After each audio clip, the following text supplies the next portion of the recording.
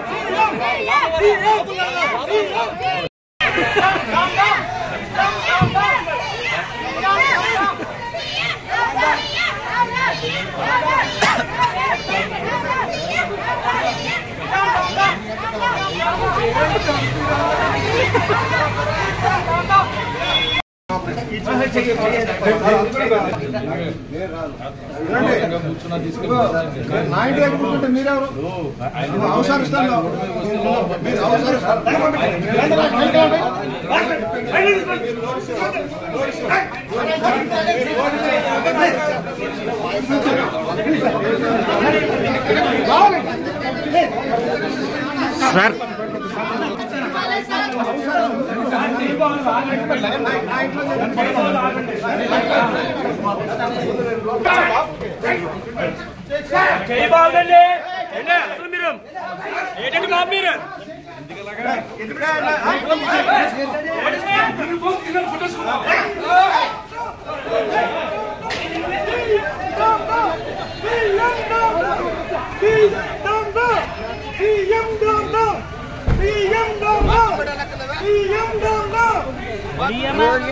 ఇంకా పడతాయి బాబు కొట్టుకుంటారు అర్థం కాదు.